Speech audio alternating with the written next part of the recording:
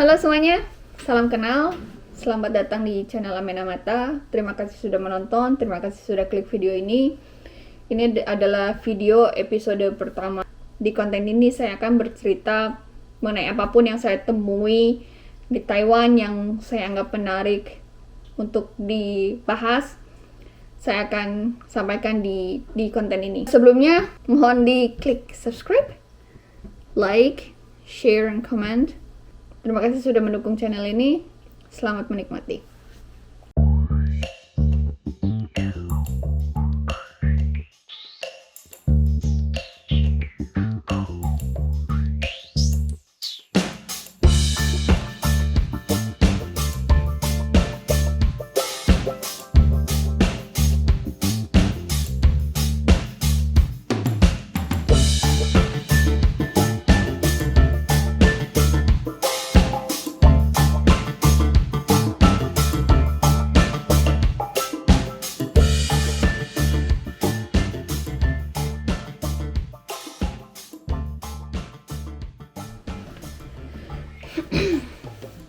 Di episode pertama saya akan membahas mengenai kenapa brand-brand dari luar Taiwan, tentunya yang berbahasa non-Mandarin, diterjemahkan ke dalam bahasa Mandarin. Kenapa begitu? Kita akan bahas semuanya. Jadi misalnya McDonald's, KFC, Coca-Cola atau apapun itu, di sini kalian kalau cari itu agak kesulitan kalau menyebutnya McDonald's atau KFC. Jadi harus pakai bahasa sini barulah mereka mengerti. Nah, kenapa mereka harus menerjemahkan itu? Ternyata karena pada zaman dahulu orang-orang tuh nggak familiar dengan bahasa Inggris.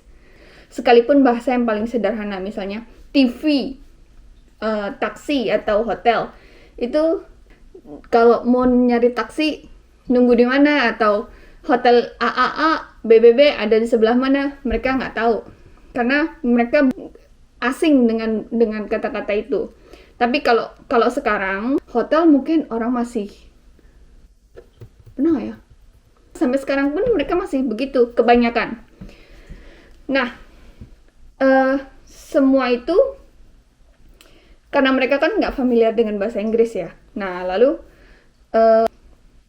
akhirnya mereka menerjemahkan kata-kata dalam bahasa non-Mandarin ke dalam bahasa Mandarin. Baik itu secara fonetik, secara bunyinya yang kira-kira serupa dengan bahasa Mandarin dan mereka bisa melafalkannya, mengucapkannya, atau diterjemahkan plek-ketiplek secara makna.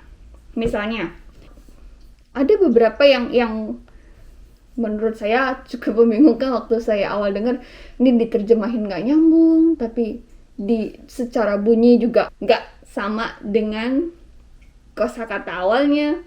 Misalnya, hotel itu diterjemahkan dengan fan tian, artinya tian itu warung makan, tian itu warung, fan itu makanan. Nah, kalau fan tian jadi hotel, nggak nyambung ya. Atau ada juga fan tian, fan guan atau lu guan. Semuanya nggak ada yang paling mendekati sih lu guan. Lu guan itu rumah untuk pelancong, masih oke lah ya. Tapi kalau fan guan itu pun artinya secara harfiah itu artinya tempat makan. Fan tian juga tempat makan, warung makan. Yang paling mendekati liu guan. Bahkan untuk kata-kata sederhana dalam bahasa Inggris yang sebenarnya juga banyak diserap ke dalam bahasa lain, misalnya TV, televisi, TV. Itu mereka nggak kenal, nggak bisa nyebut kata TV. Jadi TV itu diterjemahkan menjadi tianshi. Tianshi itu secara harfiah artinya tian itu listrik, shi itu melihat. Jadi melihat dengan menggunakan listrik, kayaknya gitu ya. Lalu ada lagi taksi atau taxi. Itu kan umum banget ya. Di negara manapun kebanyakan kalau nyebut taksi gitu orang ngerti. Di sini teksnya nggak ngerti. Taunya jichengche yang secara harfiah artinya nyewa mobil dengan argometer. Panjang ya. Artinya sih benar, itu memang penjelasan dari taksi itu, Anda nyewa mobil terus dibayarnya dengan ukuran argo. Tapi ternyata di sini ya diterjemahkan secara harfiah. Kenapa begitu? Karena huruf Mandarin itu tidak terdiri dari alfabet seperti yang kita punya. Yang punya konsonan dan vokal. Vokal itu A, I, U, E, O. Konsonan itu B, C, D, F, G, dan seterusnya. Nah, kalau huruf Mandarin nggak gitu. Huruf Mandarin itu bentuknya suku kata. Huruf dasarnya ya, bentuknya suku kata. Nah, saat dituliskan pun, itu formulanya nggak yang misalnya B-U-B-U, D-I-D jadi budi, nggak gitu. Jadi misalnya huruf B dan U ditambah terus ada kita nyebutnya shengtiao, ditambah shengtiao, itu hurufnya nggak akan pasti untuk BU yang 1 dan BU yang 2 gitu. Jadi setiap karakter huruf Mandarin itu sudah mencerminkan bunyinya sendiri dan maknanya sendiri gitu ya. Misalnya tianshi itu 2 karakter. Tian bunyinya ya tian, terus dia menerjemahkan kata listrik. Shi itu bunyinya shi, dan itu menerjemahkan kata melihat. Salah satu terjemahan dari melihat yaitu shi. Nah, untuk produk-produk asing yang berbahasa selain Mandarin nggak bisa masuk ke dalam bahasa keseharian orang Taiwan. Akhirnya brand-brand itu biasanya diterjemahkan ke dalam bahasa Mandarin secara fonetik dan secara semantik. Fonetik itu biasanya ada kesamaan bunyi dengan kata awalnya, kayak misalnya McDonald. Di sini McDonald itu diterjemahkan sebagai Mai Tang Lao. Tapi kalau semantik itu hanya dari maknanya aja. Semantik itu contohnya Microsoft. Micro dan soft itu terjemahannya jadi Wei Run. Ya emang secara harfiah Wei itu micro, Run itu soft. Jadilah Wei Run. Lalu Apple. Apple itu maksudnya iPhone, produk-produk dari Apple. Salah satunya yang sangat digemari adalah iPhone. Tapi di sini agak susah kalau nanya iPhone kamu beli di mana, itu agak susah. Mereka lebih kenal Pingguo Shouji. Pingguo itu artinya buah apel, yang diterjemahkan dari kata apple, mereknya. Jadi Pingguo Shouji.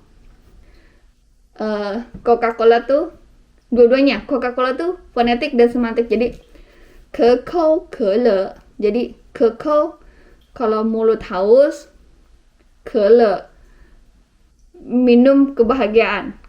Itu kalau nggak salah memang pernah jadi tagline-nya Coca-Cola deh ya. Teguhlah kebahagiaan, gitu ya kalau nggak salah. Satu lagi KFC tadi. KFC itu jadi Kentucky. Gue sendiri nggak terima sih kalau ini dibilang fonetik, karena nggak mirip sama sekali. Tapi pun bukan semantik. Nah, ada beberapa kasus menarik di mana merek-merek terkenal yang diterjemahkan sendiri oleh konsumennya justru lebih populer dibandingkan dengan merek dalam bahasa aslinya. Sehingga menyulitkan si pemilik brand untuk menggantinya dengan versi resmi dari brandnya. Contohnya, Anda nyebut Ferrari di sini, mereka nggak ngerti. Mereka taunya Falali, bukan Ferrari. Falali, bukan Ferrari. Karena pertama emang mereka nggak bisa, dalam kosakata bahasa mereka itu huruf R memang nggak disebut dengan tegas. Ada beberapa kosakata yang pakai R, tapi nggak banyak yang bisa ngucap R. Kebanyakan jadi L. Lalu Burberry, merek Burberry Dulu itu dikenal dengan Pak Pauli. Pak Pauli itu yang bikin nama si konsumen, para konsumennya. Mereka nyebut Pak Pauli. Nah, lalu perusahaan Burberry akhirnya meluncurkan nama resmi Burberry dalam bahasa Mandarin yang bunyinya Puopoli, bukan Pak Pauli.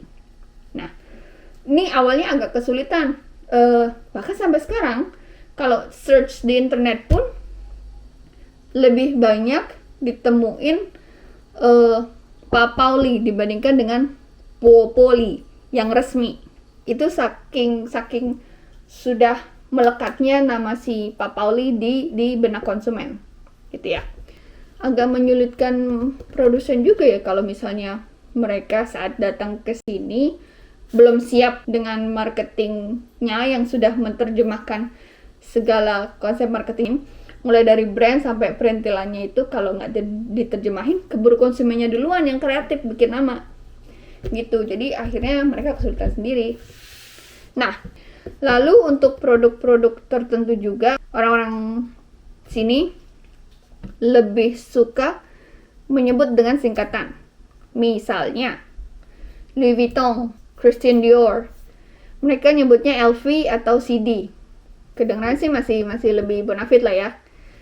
Tapi nggak semua bisa dibuat singkatan seperti itu, karena ada kondisi tertentu di mana, dan terutama pengucapannya bisa diterima oleh penutur bahasa Mandarin. Yang terpenting harus digarisbawahi adalah kalau misalnya singkatannya lebih dari 2 huruf, kalau diawali dengan huruf vokal, mereka masih bisa. Misalnya IBM, itu mereka masih bisa nyebutnya. Tapi kalau diawali dengan huruf konsonan, misalnya BMW, mereka udah kesulitan untuk pengucapannya, karena dalam bahasa Mandarin pun nggak ada pengucapan huruf B. Mereka agak sulit untuk mengucap huruf B. Jadi, dalam huruf alfabet kita kan ada A, B, C, D, E, F, G, bla bla bla. Nah, di dalam bahasa Mandarin itu, pengucapan huruf-huruf itu, ada beberapa huruf-huruf yang pengucapannya jadi beda, karena memang di karakter huruf Mandarin, huruf-huruf itu nggak ada, pengucapan itu nggak ada. Jadi makanya BMW jadi Pauma, bukan BMW tapi Pauma, 2 suku kata, nggak kedengeran kayak B kan, lebih mirip ke P, huruf P, jadi Pauma gitu. Nah, misalnya Pak Pauli pun bukan Bauli tapi Pak Pauli, jadi P. Karena penutur bahasa Mandarin itu, bahasa mereka itu kan berbeda dengan bahasa kita, jadi nggak bisa dipaksain. Bahkan untuk nama-nama orang pun itu diterjemahkan, kayak misalnya Frederick diterjemahkan menjadi Fatally, Frederick, Fatally,